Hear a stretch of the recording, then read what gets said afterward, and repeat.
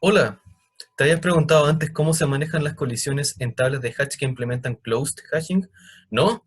Pues yo tampoco, pero ahora te hablaré de ello, así que vamos allá.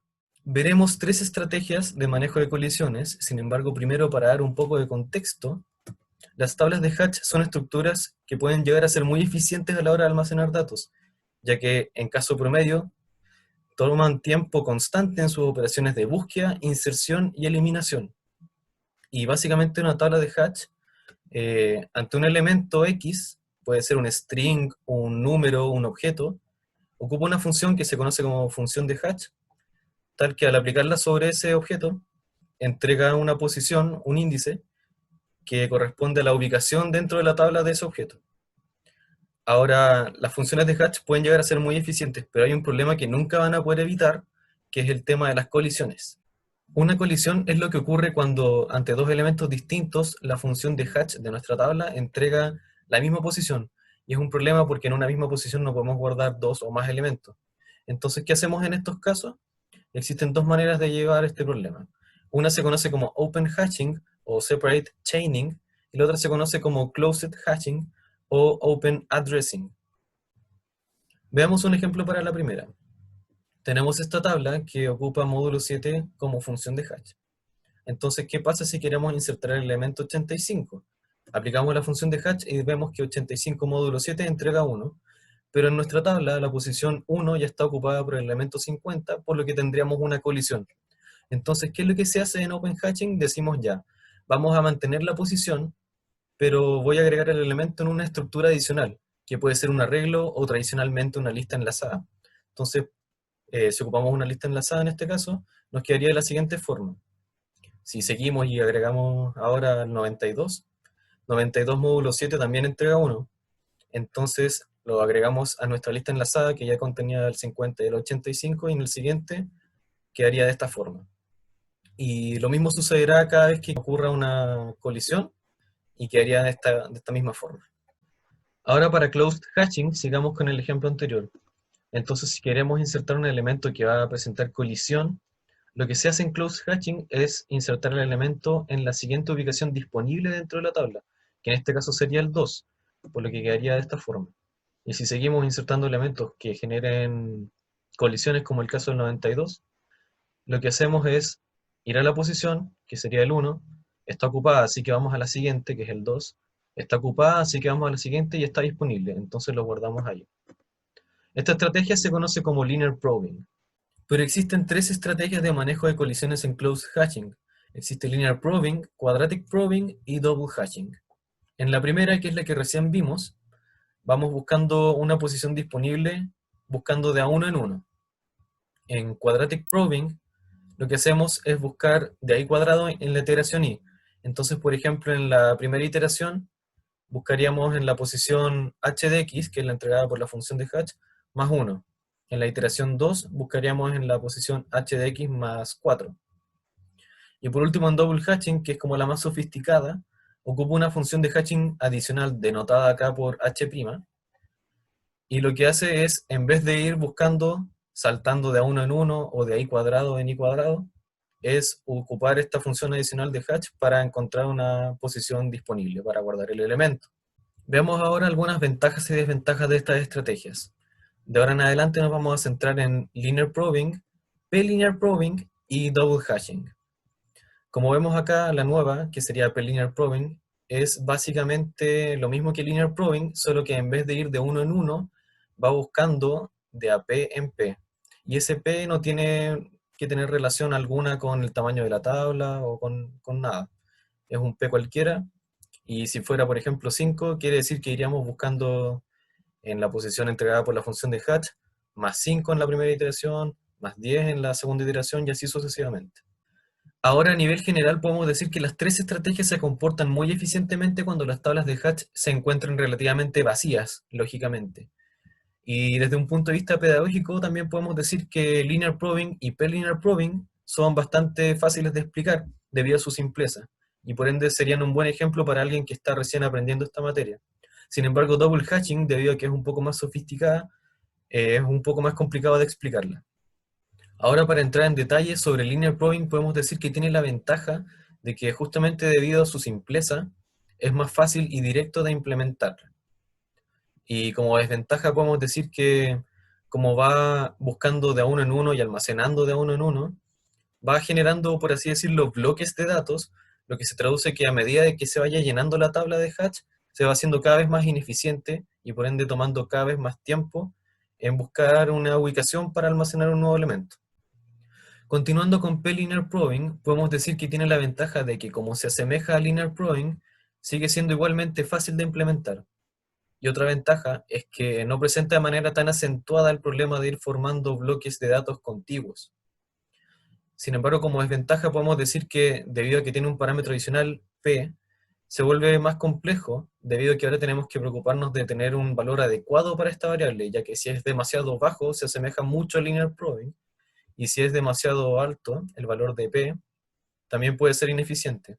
Y de hecho otra desventaja es que justamente P-Linear Probing es muy sensible al parámetro P escogido, por lo que hay que ser muy cuidadoso con esta variable. Por último, sobre double hatching podemos decir que tiene la ventaja de que al ocupar una función de hatch adicional, las posiciones exploradas varían considerablemente entre sí, por lo que no se presenta tanto el problema de los bloques de datos contiguos. Y es por esto que probablemente sea la estrategia que más eficientemente se comporta cuando las tablas están relativamente más llenas. En cuanto a las desventajas, no solo es la más difícil de implementar, sino que también su correcto y eficaz funcionamiento depende de una buena elección de la segunda función de hatch. Otra desventaja es que puede ser que eventualmente, ante algún valor X, la función adicional de hatch retorne valor 0, por lo que se generaría un loop infinito, ya que este término de acá seguiría a 0. Existen formas de resolver este problema, pero es algo a tener en consideración. Por último, a modo de hipótesis general, se espera que ante un mismo caso de ejecución, double hatching presente un menor número de colisiones que p-linear probing y este a su vez un menor número que en linear probing. Y por lo mismo también se espera que double hatching sea más eficiente que p-linear probing y este más eficiente que linear probing. Y ya no te quiero aburrir con más teoría, así que ahora te voy a aburrir con un poco de código. Aquí tenemos un diagrama UML para tener una vista general de la implementación, en donde tenemos una clase abstracta, Abstract Hatch Table, y tres clases que heredan de ella, que sería Linear Probing, Double Hatching y Linear Probing. Entonces, en la clase abstracta, en la clase padre, tenemos métodos para verificar si la tabla está llena, para resetearla, para verificar si es que hay colisiones, para manejar las colisiones, para implementar la función de hatch, para insertar elementos y ver si es que un elemento está contenido en la tabla. Luego las clases que heredan de esta clase abstracta simplemente sobrescriben el método de manejo de colisiones según corresponda en cada caso.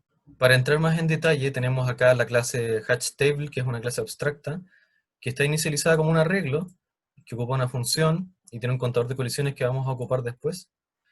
Y tiene muchas funciones, pero entre las más importantes está la función de hatch, que aplica la función de hatch sobre un valor y se le aplica un módulo por el tamaño de la tabla para que entregue resultados que estén dentro de los índices posibles de la tabla.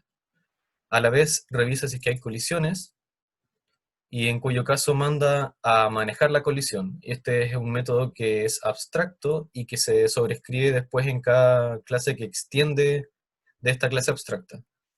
Entonces este método de hatch lo que hace es entregar una posición. Si es un valor positivo quiere decir que es seguro insertar el elemento en esa posición, y si es que es negativo quiere decir que el elemento que estamos queriendo insertar ya está presente en la tabla.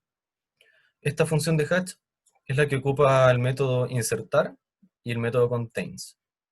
Ahora tenemos las tres clases que extienden de la clase abstracta, que son linear probing, linear probing y double hatching, donde cada una al principio inicializa correctamente. Por ejemplo, linear probing se encarga de inicializar bien el parámetro P, double hatching ocupar la segunda función de hatch adicional. Tienen el método de manejo de colisiones que es bastante similar para las tres, en donde se itera mientras se encuentra una colisión y ocupa una función adicional cada una, que es la definición de la que habíamos explicado al comienzo. Entonces, para linear probing buscaría más i, para p-linear probing buscaría más i por p, y para double hatching buscaría más i por la función de hatch, incluyendo el pequeño truco para evitar ese problema que dijimos de que a veces las funciones de hatch la adicional puede entregar un valor cero y generaría un loop infinito. Aquí tenemos un archivo en donde se implementaron funciones para ocupar como funciones de hatch y se definieron algunas propias, pero finalmente se optó por ocupar la librería hatchlib, que tiene un montón de funciones de hatch que son robustas. Esto fue para asegurarnos de que tuviéramos una buena función de hatch para ocupar en nuestra implementación. Ahora, para poder comparar el desempeño de estas tres estrategias de manejo de colisiones, necesitamos casos de prueba. Es por eso que tenemos acá Cases Generator, y la idea es que podamos tener casos que nos permitan encontrar mejor y peor caso para cada una de las tres estrategias de manejo de colisiones, y eventualmente comparar cómo se desempeña cada una en estos casos. Entonces tenemos acá 35 casos de prueba, cada uno de ellos toma el tamaño de la tabla para generar la misma cantidad de elementos, y en cada caso se varía, por ejemplo, el orden de los elementos, orden creciente, orden decreciente o en orden aleatorio, y se aplican distintas funciones como raíz cuadrada o logaritmo en base 2, logaritmo natural, base 5, 7, etcétera, en potencia también de 2, de de 3 y así sucesivamente. También tenemos un archivo para funciones de utilidades donde destacamos Measure Case, que nos va a permitir ejecutar un caso sobre una determinada implementación de función de hatch, y va a medir la cantidad de colisiones y también va a medir el tiempo de ejecución medido en milisegundos. Y además va a ejecutar esto múltiples veces y obtener un promedio sobre dichas ejecuciones para tener un valor más representativo. Por último, tenemos el archivo de main, que es el que se encarga de generar todos los casos de prueba y ejecutarlos sobre las tres distintas implementaciones de tablas de hatch. Además, va a generar reportes con los resultados arrojados.